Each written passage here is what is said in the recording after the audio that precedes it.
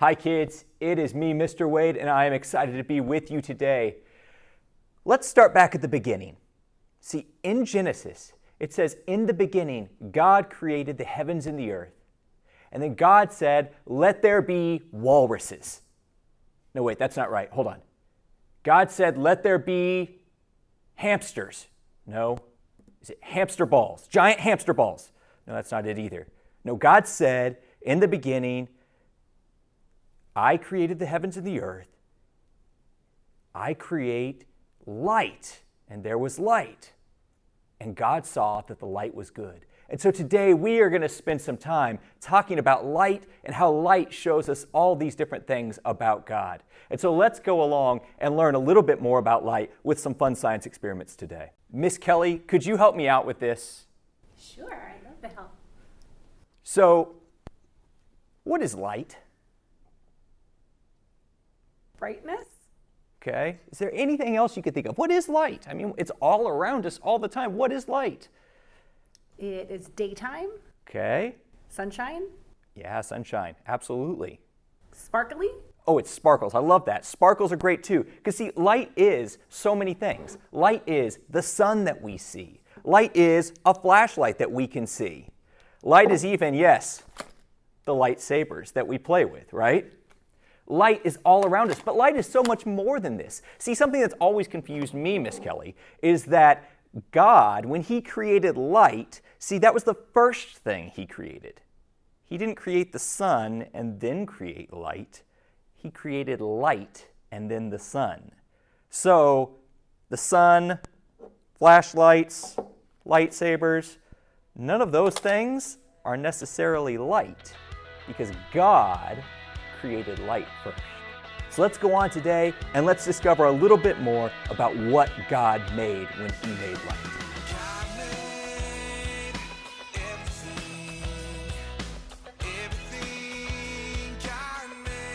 So we're going to learn a little bit about light by looking in darkness at what's going on. So I've got Miss Kelly here again, and it may be tough to see her, but we're kind of in the dark right now, and Miss Kelly's going to play a game with me where she's going to guess things that I hold up, and we'll see if she gets any of them right, okay? So first thing I've got, Miss Kelly, can you see it? Not really. What do you think it is? Is it a pillow for a doll? A doll pillow. Yeah, doll pillow. It is actually a shark. That was way off. All right, next one. This one I'll give you a hint on. Ready? Mm-hmm. Yeah, it's pretty great. I got it. I know what it is. What is it? It is a construction truck. Construction truck? Yeah. Nope, it's a chainsaw. Oh, man. That's right. Again, way off. What do you think this is? Oh, I know what it is. Yep. It is a container full of Legos. Container full of Legos? Yeah. So close, but so far. It's a container full of cheese balls. Oh, thank you. Yes, you are welcome. Guys, you saw those cheese balls. You saw the chainsaw, and Miss Kelly couldn't even tell what it was because it was dark. Until I took the flashlight and I shined that flashlight on the object, she had no clue what it was. It probably was even hard for you guys to see what it was. See, God talks about this in His Bible.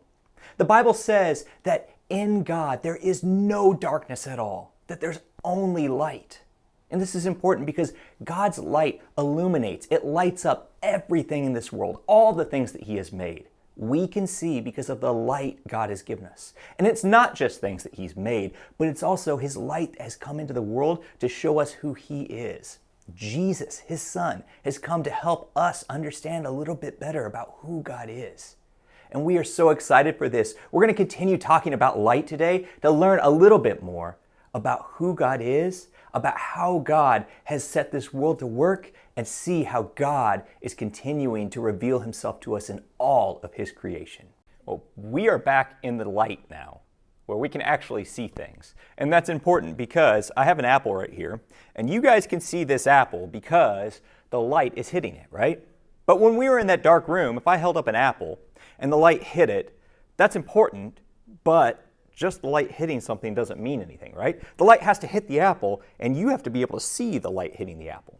And so we call that reflection, where light hits something and reflects back into our eyes. Now I know an apple is not really a mirror, It doesn't reflect very well. If you stare at yourself in it, you're probably not going to see a reflection. But it is reflecting light back to us. Light hits the apple and reflects back into my eyes so I can see that, yes, this is an apple. It is not a walrus.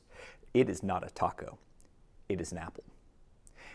But for you, light is hitting this apple, and it is bouncing back all the way to the camera there.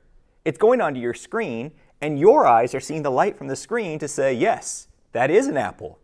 I believe that that is not a walrus. That is actually an apple. And so light reflects off of things for us to be able to see what it is. It's kind of like a mirror. So I have a mirror here, and when I stand in front of this mirror, I can see myself.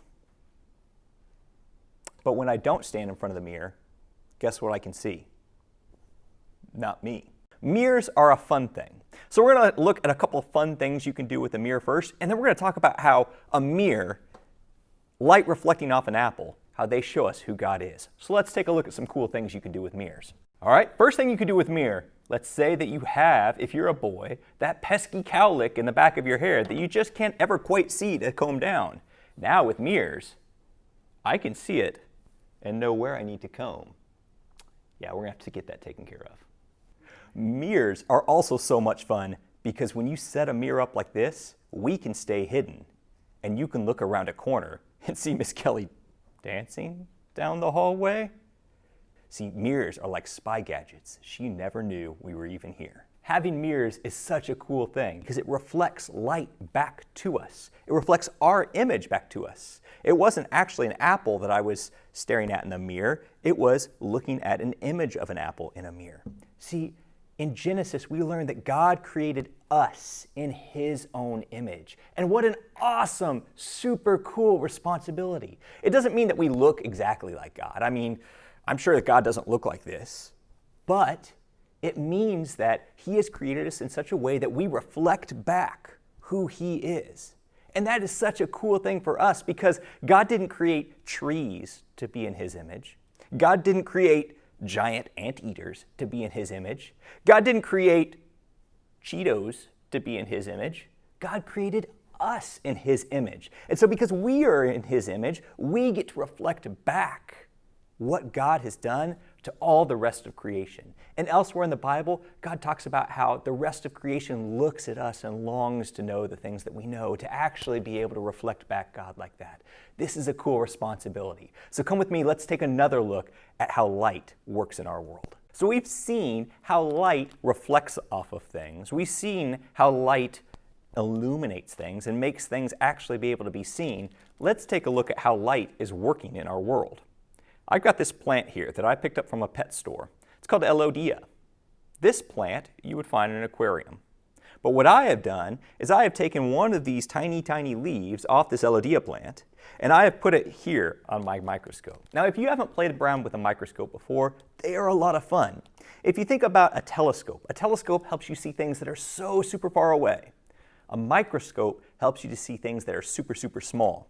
So we're going to take a look at this leaf and see how small we can get. So when we look in this microscope, we can see all sorts of things down there. As we get closer and closer and closer, we see all of these different cells that are moving. But do you see those green things? They're like little green balls, and some of them are moving around. Some of them are staying nice and still. Those are called chloroplasts. Why do you think they're green? They're green because they have something called chlorophyll in them. Now, chlorophyll is kind of interesting. See, chlorophyll is always green. And the reason it's always green is it takes in all this light, and it uses light, and it uses the stinky breath that you breathe out, and it uses some water. It mixes all those things together, and it makes sugar that the plants eat so that they can grow bigger and bigger and bigger. Now, any plant that you see out in the world that has green has chlorophyll. And so because of this, this means moss is full of chlorophyll. This means trees are full of chlorophyll. This means grass is full of chlorophyll. And so all of those plants are taking light that comes in from the sun, they're mixing it with water, they're mixing it with the stinky breath that we breathe out, and then they're making sugar for the plant. And then at the same time, they actually give off some oxygen so we can breathe and make more stinky air for those plants to make more sugar. The thing that leads all of this to happen is the light. the light shines on these chlorophylls and helps them to be able to make sugar for the plants. Isn't that so cool?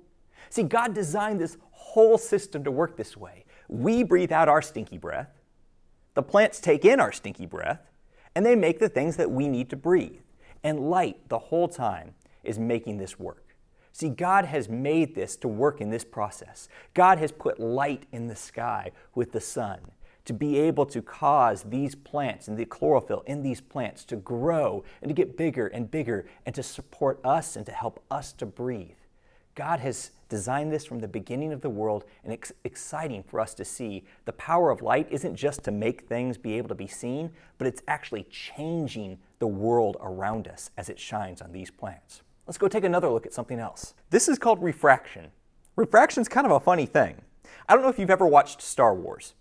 I like Star Wars. But in Star Wars, there is something called light speed. When they need to get so far distance really fast, they jump into something called light speed, and they fly through the galaxy at the speed of light, which is one of the fastest things that we know about. But did you know that we can actually take light, like you see all around us, and slow it down? That's what refraction is. We're going to slow light down with these mixes right here. Now, I've got 4 clear liquids here. And we are going to take a straw, and we're going to put a straw in each one of them. And as we put the straw in, you're going to see that the light is actually going to slow down. And I'll explain how we know that. But I don't remember what they all are, so let's check real quick to see what they are. That doesn't smell like anything, so I'm going to assume that's water. It's vinegar. That's vinegar. Sugar water.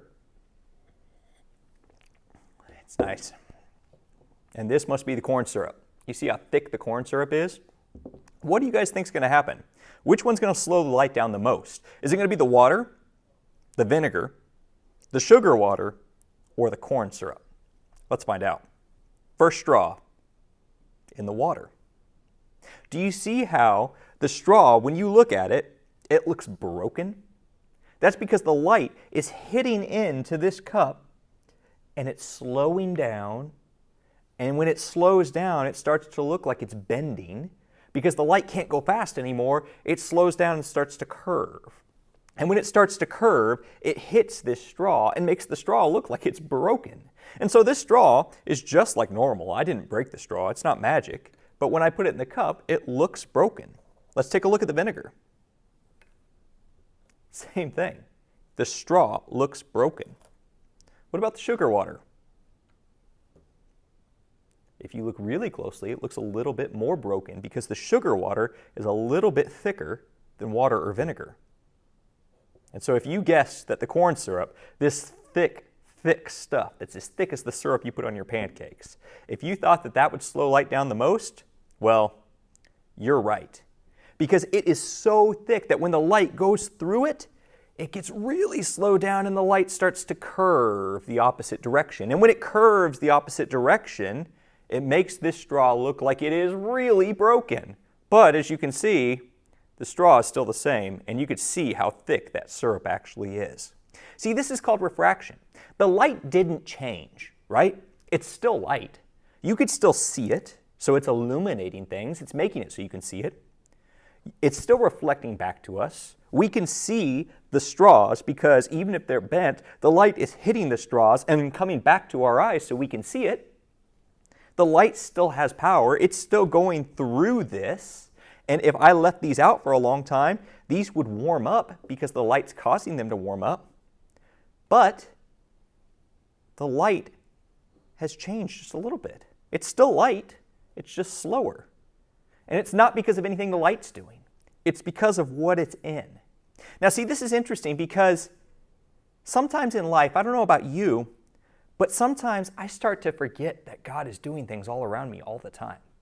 Sometimes, even though I know who God is, even though I've seen the light that He brings, and I'm not talking about just light that shines on things so that I can see it, I'm talking about the light that Jesus brings to tell us who He is and what He's doing and how He came to take away all the bad things we do and to bring us to Himself.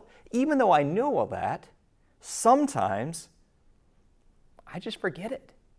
Sometimes other people tell me, oh, that's not God. It's probably something else. Sometimes it's not easy to remember that God is at work all around us in everything at all times. Even those little leaves that we were looking at under our microscope, God was making every one of those leaves, every one of those little chlorophyll molecules, the chloroplasts. He made them all move. He made them take the light, take the stinky air we breathe, take the water and make it into sugar. We didn't do anything to do that. God did all that. God is at work around us. But oftentimes, just like we have corn syrup that slows light down here, sometimes the people and the things and everything that happens in life around us, sometimes it just makes it hard for us to remember what God has done. But there is hope. There's hope because of Jesus. Because Jesus came to show us what true light is. Jesus came to show us who God is. He is the image, the reflected image of the invisible God. And so let's take a look at what happens when light actually is close to us and when we are close to light. All right, we've got another experiment set up here. You can't probably tell this too well, but it is dark in this room. I just have this really, really bright light that's shining on this table because there's some stickers on this table that have some special glue on it, and this glue glows in the dark. You might have some glow-in-the-dark stickers at home that you play with. Now, what you notice about the stickers is that one of them is really, really close to the light, like pretty much directly under the light. The other ones are a little farther away. And so let's see what happens when we turn the light off at how well these stickers glow. Do you know which one, or can you guess which one's going to glow the most? Let's take a look. You can really tell that this first one right here is the one that glows the most. The ones over on the other side, they're barely glowing at all. It's really important because the one that was closest to the light is glowing the most, while the one farthest away from the light isn't glowing much at all. So back in the other room, I told you that even though we look at light slowing down, not because the light has changed, but because the stuff that's around it has changed, and I said, hey, this happens sometimes in life where people say, oh, that isn't God. God's not doing that. And it's sometimes really hard for us to remember that God is actually at work all around us. But I said that there's hope. This glowing experiment shows us that. This glowing experiment shows us that the stickers that are closest to the light, they actually glow the most. Why? Because they are right there collecting the most light. See, glowing glue is unique. It doesn't reflect light back to us. It's not like I left a light on so that you could see the light reflecting back to you. No, glowing glue is interesting. It actually catches the light, it holds onto it really tight, and then once the light's turned off, then it starts to release this light. It stores it. And when it stores that light, as soon as the room goes dark, it then shines brightly. This is why there's hope. The Bible tells us that Jesus is the light of the world who has come into the world to show us the kingdom of God. And because Jesus is the light of the world, the closer that we are to Jesus through prayer, through reading our Bible, through looking for Him, throughout all of creation, the closer we are to Jesus, the closer we are to Him, we actually start to see Him change our lives. And when we see Him change our lives and change who we are, when we see Him starting to take bad parts of us away and put good parts of Himself in us, that's when it gets exciting. Because that's when the world around us, even though they might say, oh no, God didn't do that, when they look at us and they see how much we are glowing with the light that Christ has put in us, that's where it gets exciting. So there's hope. The hope is that Jesus Christ, the light of this world, is changing us, and we are storing that light and reflecting it back to the world around us. Let's go back into the other room and let's wrap this up. We've seen so many different things with light today, but it all comes back to one thing. God, the creator of the world, made light. On the first day, it was the first thing He made. But there's something else cool that we haven't talked about yet, and I want to bring that up right now. See, all the way back, Genesis chapter 1, verse 2, God created light. If you go all the way to the end of the Bible, Revelation 21, it talks about at the end of everything, when Jesus has come back to this world, when he has made his kingdom here forever, and he is here ruling and reigning over all of his creation, guess what it talks about happening to the sun and the moon? It says that the sun and the moon are no more because Jesus himself is our light, and he is shining brightly for all to see. Guys, the beginning of the Bible is about light. The end of the Bible is about light. Everything in between, all of the stories that you know, we know because God has sent the Word and the power of his Spirit into this world to make it all appear to us, to illuminate it for us. And then he sent the greatest gift of all. He sent Jesus to come into this world to shine light on everything, to shine light on all the dark places so that we can grow closer to him. Guys, we are saved by Jesus because he brings us to himself. He shines light in the dark places of our lives and makes it so that we can actually know who he is. And so as we get to explore more of creation over the next couple weeks, we had to start with the light, because it is by the light that we can see everything else. Without the light, we see nothing. So come along with us in the next couple weeks as we get to talk more about the God of creation and what he is doing in his great big world and beyond his great big world. All of creation is resounding with the joy of Jesus Christ.